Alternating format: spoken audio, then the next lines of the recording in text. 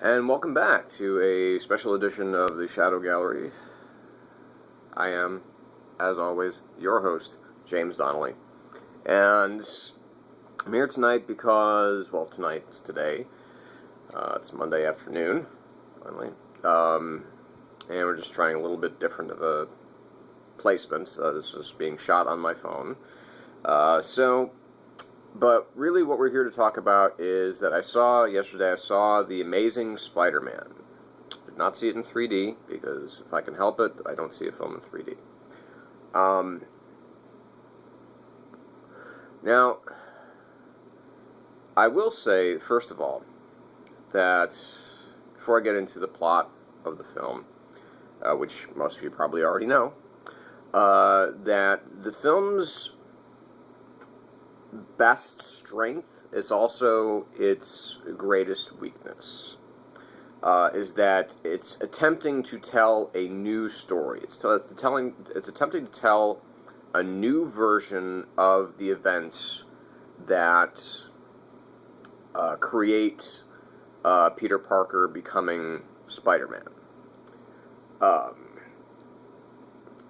Now, so just getting into the plot here. So we have, of course, the film opens with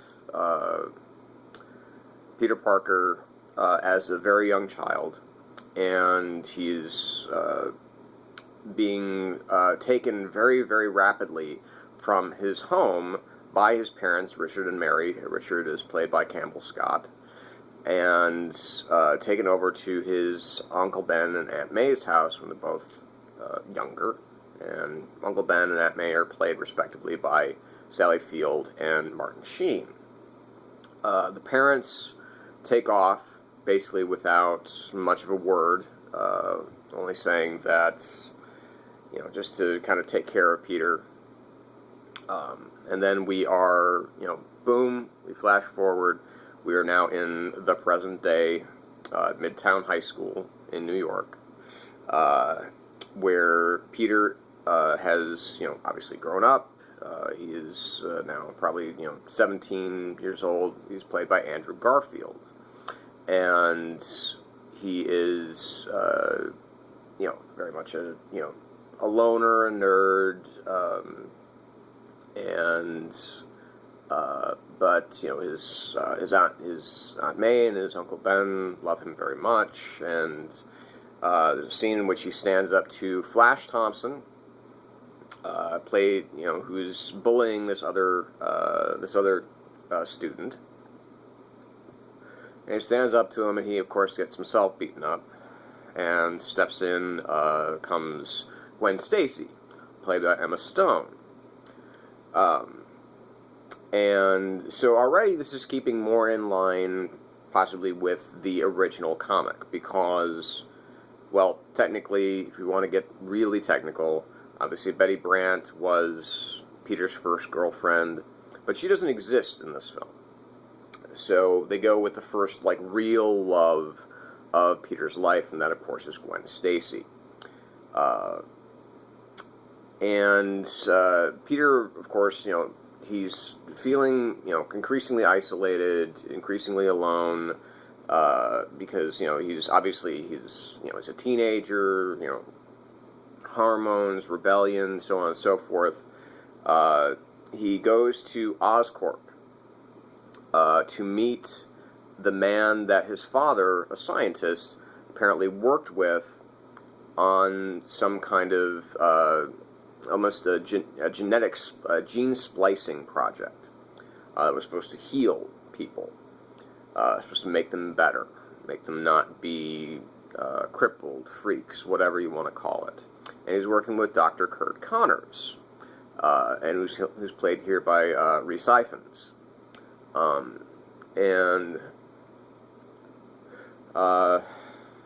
So basically, Peter's been kind of, he finds that Gwen is actually working for, she's an intern for Dr. Connors, so that, kind of begins this, it's kind of like the first real flushes of a romance we can see developing between them, because we know that they're both kind of science nerds.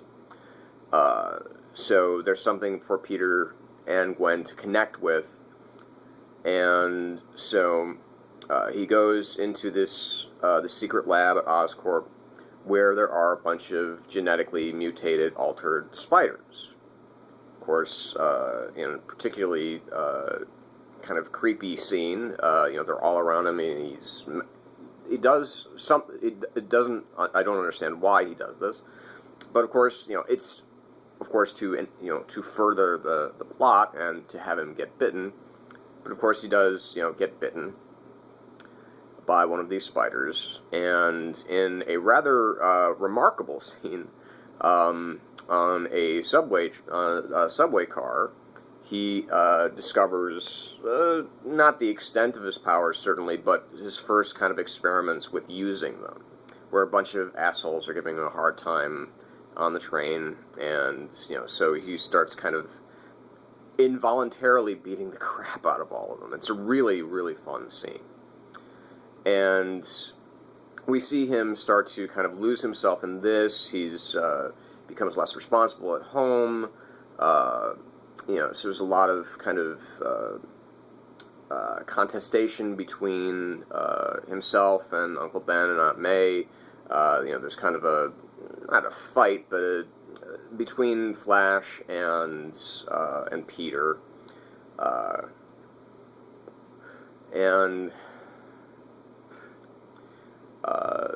So then, of course, the catalyst arrives. He's just grown increasingly frustrated with... Peter has just grown increasingly frustrated, and, he leaves. Uncle Ben follows him. He leaves the house at night. Uncle Ben follows him. Just a kind of, kind of a rinky-dink robbery occurs. And, of course, it's because the guy that was, the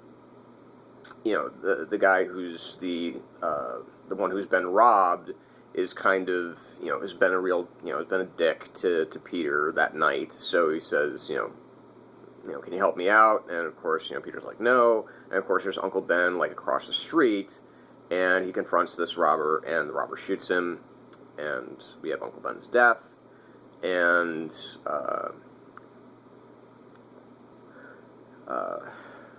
so Peter begins, after that event, he begins this obsessive search for the thief who killed his father, who killed basically his father figure, who killed Uncle Ben.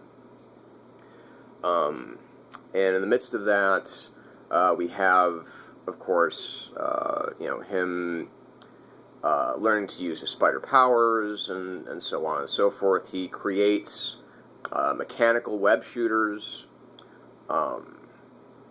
that have this almost kind of like Iron Man-like, when he uses them, it's there's a little light that goes off, and that's kind of a neat effect.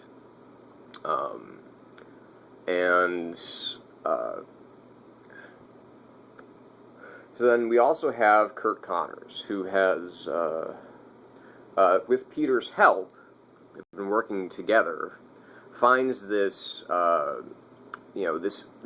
this absence in his equation for basically his, kind of recombinant DNA, the hybridizing of animal, in this case specifically reptilian DNA, to regrow lost limbs, because of course, Curt Connors only has one, only has one complete arm, so the one that's, cut off, like, right here. And this, of course, turns him into the Lizard. And this is all done at the behest of this, this very, threatening Oscorp employee, this kind of higher up, who tells, we are informed relatively early on in the film that that Norman Osborn, who we never see in the film, at least not, facially or in any way, he is dying. And so this, whatever that they're working on, essentially is not so much for the betterment of mankind, but for the betterment of Norman Osborn. And, of course, there's a lot of hints and intimations that that Osborn had something to do with with Peter's parents' death, or at least their disappearance, because it's, who knows in this universe if they're really dead or not in this film universe. So we have, and that Dr. Connors may also have been involved in this.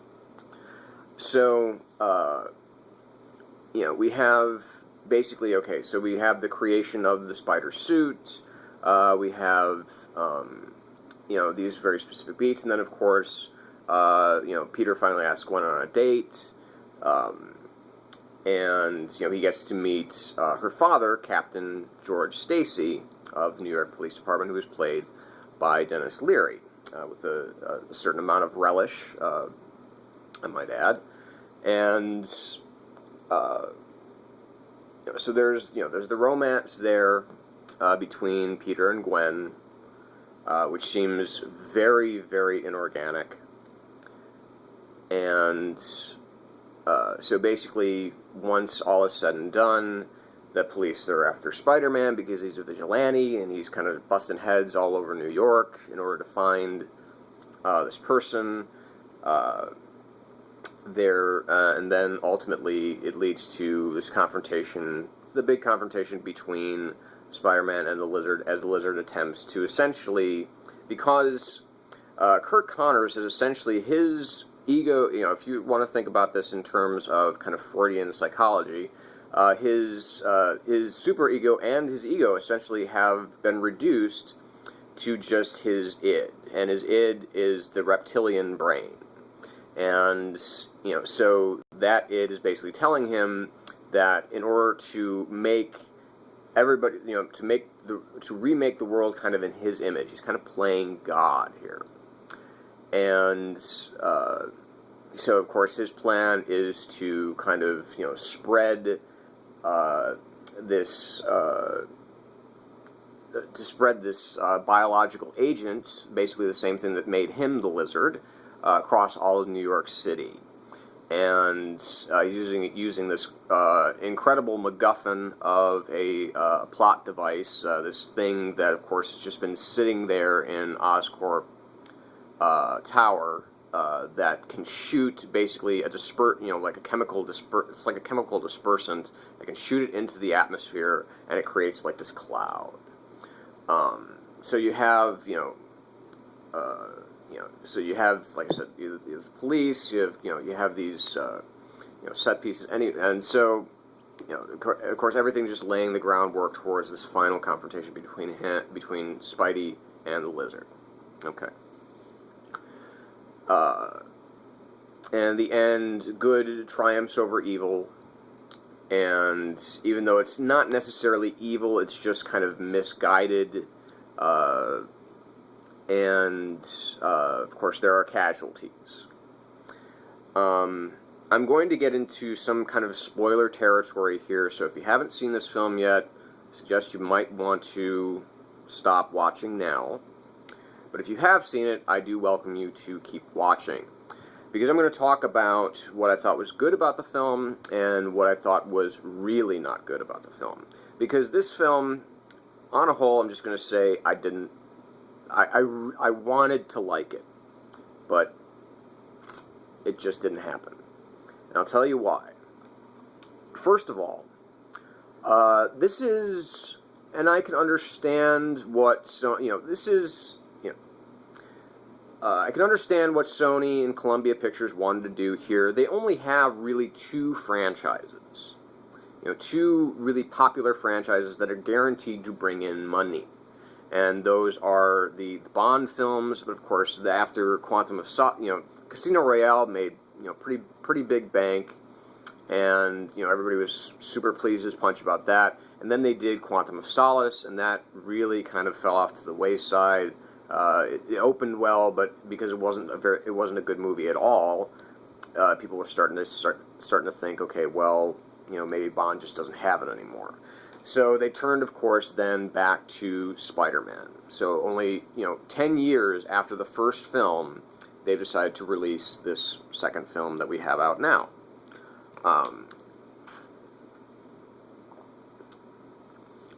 So as I said before, the fact that they're trying to tell a new story is interesting. And it works in some ways. The first act of the film is glorious. It's incredibly fun to watch. It's very entertaining. Obviously, everything, obviously, while requiring a suspension of disbelief, is still very interesting to watch. It's fun to see Peter hit the mechanical beats. There's a moment where he's working with Uncle Ben on what could possibly be wrong with something in their home. He's talking about the mechanics of it. So we can tell right off the bat that Peter is not only scientifically inclined, but he's also mechanically inclined, which can then explain how exactly he has created his mechanical web shooters.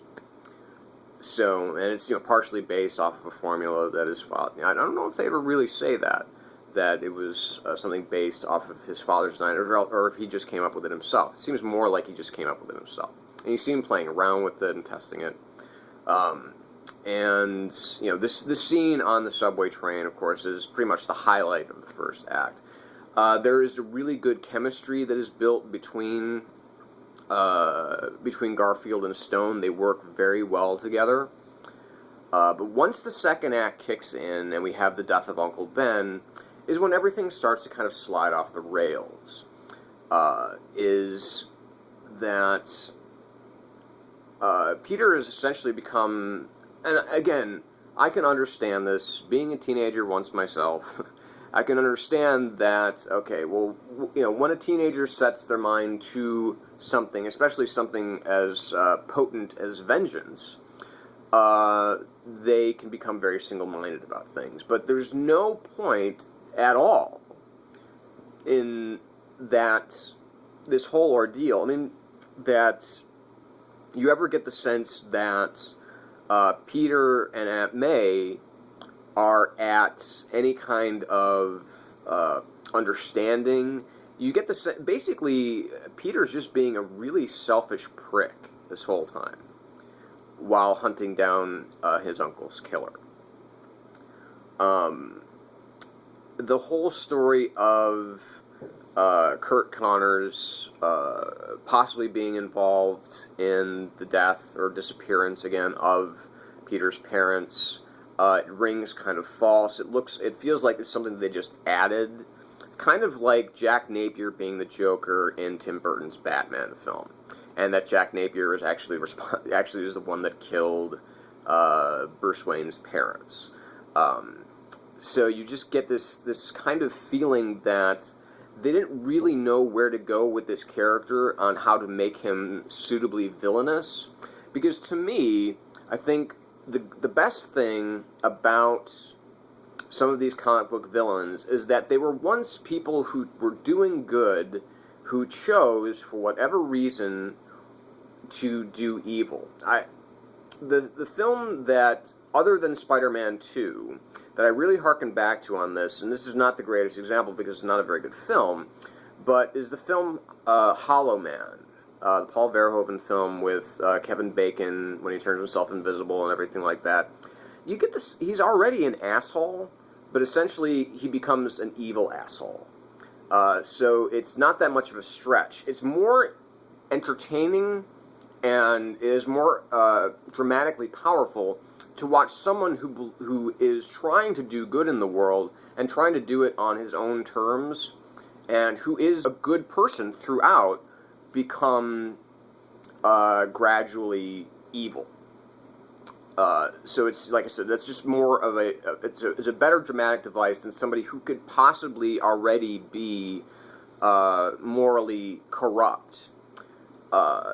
Rather than just, to see someone who is good become evil, and not of his own volition, but because of other circumstances. So that was where And Rhys Ifans, he just doesn't have a whole lot to do in this film other than, to act smart, to be a little bit snooty. There's no relish to this character, really, at all. And once he becomes the Lizard, which is, I couldn't get past the CGI of this performance. It looks a little shoddy. It doesn't look very good. I know that this is really the best that they could probably come up with. And, so, I mean, it's like, I can understand that, and I can kind of forgive it, but at the same time, it just doesn't look good. And then we have, this third act in which basically it seems like everybody in New York by this point in time, by the third act, knows who Spider-Man is, because he's taken his mask off so many times. And especially in the third act, it's like everybody really knows who he is. And everybody kind of starts getting behind him. He's no longer the misunderstood vigilante. He's no longer being the misunderstood vigilante. He is like, everybody starts regarding him as the hero of the piece. And that also really rang false. It seems like everybody in New York just turned on a dime to say, okay, well, he's the good guy, and, everybody should just leave him alone. Because apparently he is the only one that can stop this big lizard. We no longer have faith in the New York Police Department. Even the cops don't seem to have much faith in themselves and their ability to stop him. And, and there's some certain understanding. I can get past some of that. And I read a similar review of this where people were talking about why the hell does Peter Parker take his mask off so much? And there's a good reason to that. Is that because, unlike, for instance, Batman, you can see at least his face. You can see part of his face. But when Spidey is just wearing the mask, you can't tell, unless he's speaking, if he's upset, or if he's happy, or if he's just being stone-faced.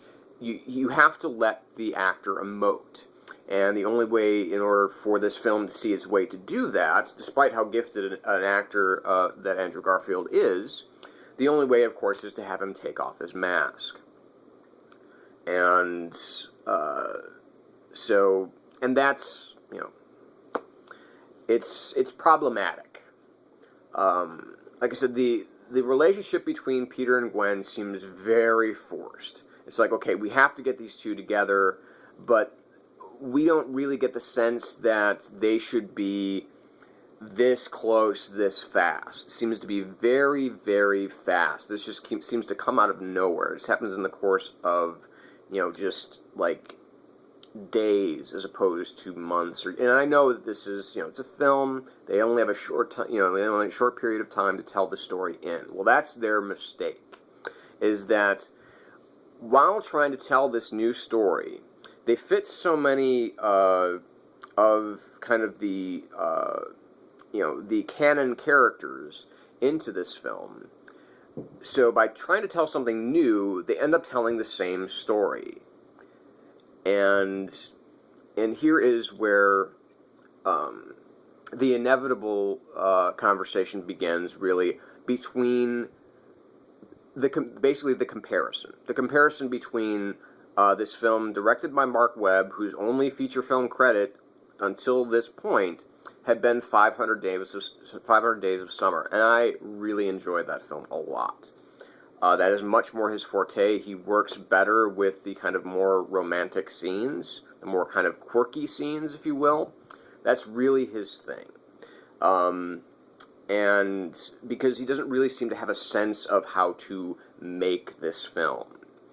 It seems like this was something that was almost kind of forced upon him, rather than, okay, well, I'm the guy that really wants to do this. So we look at Sam Raimi's Spider-Man, and we look at this in Marc Webb's Amazing Spider-Man. They basically hit all of the exact same story beats. And again, I'm going to be giving away some spoilerish information here. is that, okay, so, you know, Peter's the geek, he wants the girl, but it's not, but the first film is more about him pining for the girl next door, so there's already kind of a built-in romantic angle there. In this film, in Marc Webb's Amazing Spider-Man, you get the sense that he likes Gwen, but there's, other than that, he just thinks that she's pretty and she's kind of an object for him to desire. And that when he finally gets her, we're supposed to be all, yay, they're together. It takes a lot of time, you know, this film, Amazing Spider-Man, takes a lot of time trying to build up that romance and make it really centered in this film. In Spider-Man, it happens more organically. Despite, you know, and here's the other thing, is that the casts, Amazing Spider-Man looks much better on paper, as far as cast-wise, than Sam Raimi's Spider-Man. Because, okay, well, you have, you know, Andrew Garfield, who is a tremendous actor, he's a tremendous talent. You also had Tobey Maguire, a tremendous actor and a tremendous talent in his own right. Where you have kind of the more aw shucks kind of Spider-Man with, or Peter Parker with Tobey Maguire, you have a little bit edgier, a little bit more fun Andrew Garfield. And, you know, of course Emma Stone is way more charismatic, way more likable than Kirsten Dunst could ever hope to be. She's a lot more attractive as well. So yeah, I mean, Willem Dafoe, obviously an excellent actor, but, Rhys Ifans, who's done, some really significant work in more of the independent film variety, then you have, instead of Cliff Robertson and Rosemary Harris, you have Martin Sheen and Sally Field. I mean, these are legendary performers. And, Cliff Robertson certainly had some legend attached to him as well. So you have, and then you have the addition of, Captain Stacy, Dennis Leary, who, brings kind of some of his trademark snark, but he does really rein it in at a lot of points. But, of course, when they're talking about the lizard, I mean, he does throw out some very Leary-ish moments where it's like, do I look like the mayor of Tokyo? The whole, the thing that Dennis Leary is very famous for. I mean, and this is kind of a, so this performance is not giving you a good idea of who exactly he is as an actor, because if you've watched Rescue Me, you can see that he's an extremely talented actor.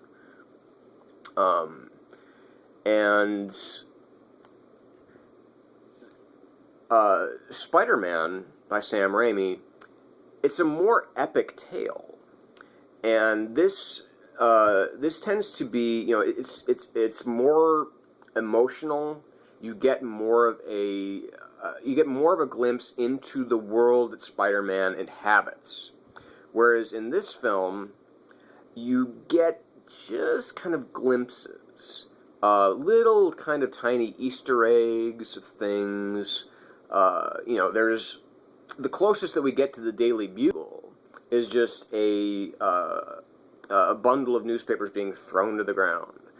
And the closest that you get to Peter Parker's kind of desire to be a photographer is that, yes, he takes some pictures of the debate club and school, and, he does actually stick his camera to a wall at one point in order to get pictures of the lizard that presumably he can sell to the Daily Bugle. So I don't know if this universe over here wants to completely do away with the idea of having characters like J. Jonah Jameson and Betty Brant and Joe Robertson, Ben Urich can't exist here because he's part of Daredevil, and Daredevil is part of Fox, so no, it can't happen here.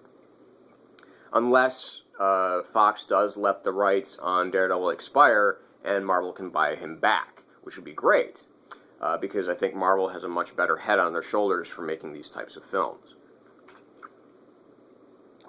But, of course, that still wouldn't go to Sony. So I guess either way, that loses out. So, again, we have one of the really big problems with this film, other than it seems to just kind of throw, plot points in there, and, it's all about creating some kind of momentum. The second act is a slog to get through.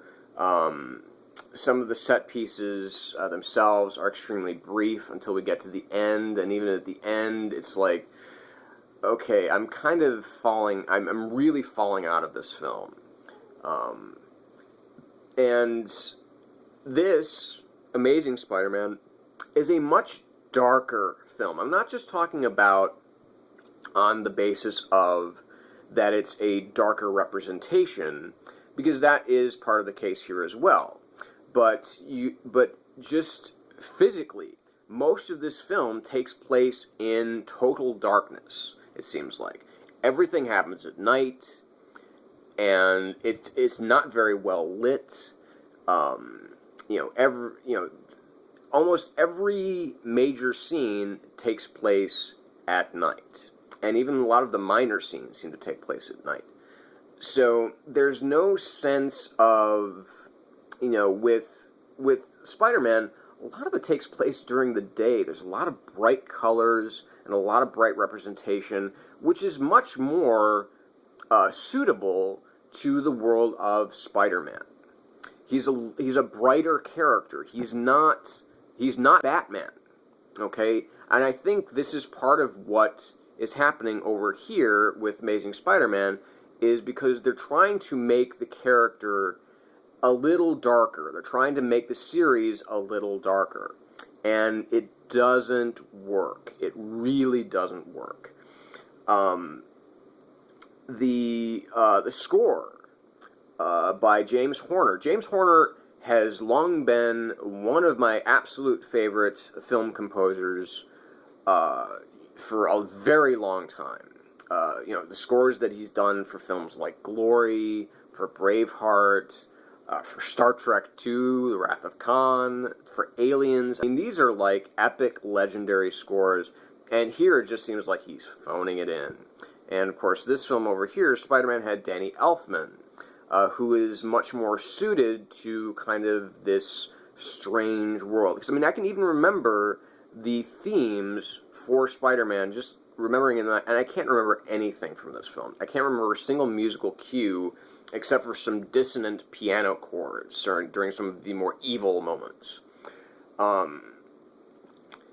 The film, like I said, the beats are exactly the same in both films. So you've seen this movie before. You just haven't seen this side of it. Because, okay, you have, Peter Parker gets bitten. Genetically mutated spider. He goes up against his foe for the first time. The foe finds out who he is. The foe finds out that he has, this kind of love, and, there's a connection there, and although it wasn't really exploited in this film as much as it was in the first film, the kind of dropping of Mary Jane and, so on and so forth.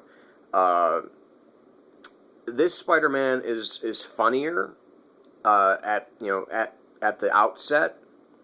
Of course, the film kind of loses that humor over time, but it does. So the snappy patter behind the mask is definitely an improvement, because Tobey Maguire didn't quite have that.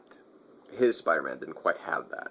Didn't really have some kind of memorable, funny moments, and that's Spider-Man's whole modus operandi, is that he, while he's behind the mask, he can be more of himself. He can be more clever. He can be, the joking in the face of death.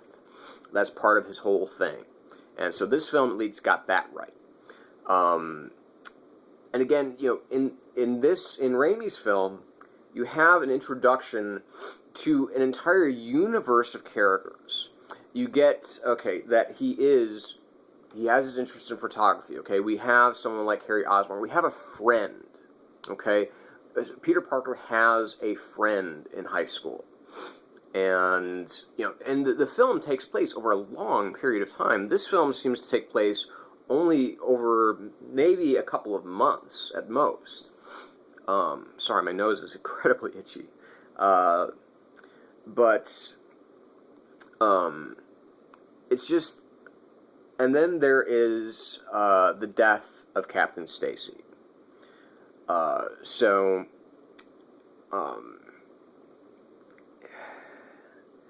It feels like it was contrived out of a need to keep the two young lovers apart at the end of the film. And so it feels, instead of it being, this is my choice from Peter Parker to keep, he's just kind of giving away his secret identity left and right. Why wouldn't he tell Aunt May? Because Aunt May worries, and, and that's another thing. That's another thing that really made me angry. It's like, why was Sally Field even in this film? Because there's not even enough character work to really justify her presence in this film. At least Rosemary Harris, as Aunt May, obviously a more classical representation of her, and but you get this feeling that, he really does have that Peter does have a real sense of loss when it comes to Uncle Ben. In this film over here, you get that he has some old voicemail from Uncle Ben that he kind of listens to a couple times throughout the film. And we're supposed to get from that he's really sad that that Uncle Ben is gone. But we get no sense of real loss there. We get no sense of him really being inspirational. And the whole, when we finally are treated to the whole voice message at the end of the film, it's very, very overblown. It's like, really? No, there's no way a human being would say this to another human being unless it's meant to be inspirational at the end of the film. I mean, he's just, it doesn't make sense. That was a moment where it's supposed to be kind of like this grand emotional moment, and it fell really flat. And it was just like, I'm even more disappointed in this film because of how really supremely entertaining the first act was, and how it just completely started tripping over itself with, it just seemed like it had no sense of where to go. And so the effects are done pretty well.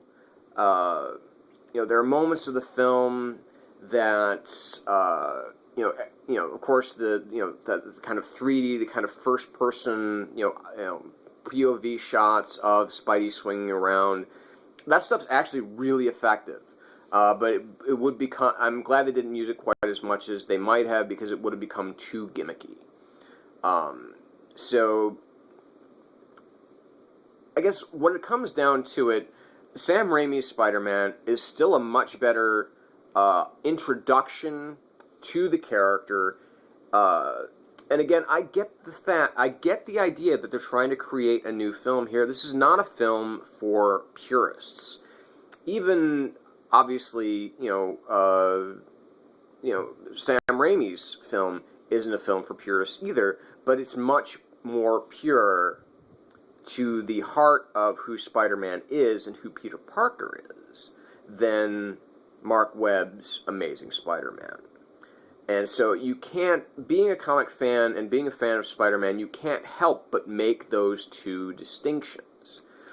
So, when all is said and done, this film, despite the, it's incredibly charismatic stars, despite a very inspired first act, this film is at best a 2 out of 5. It's very forgettable.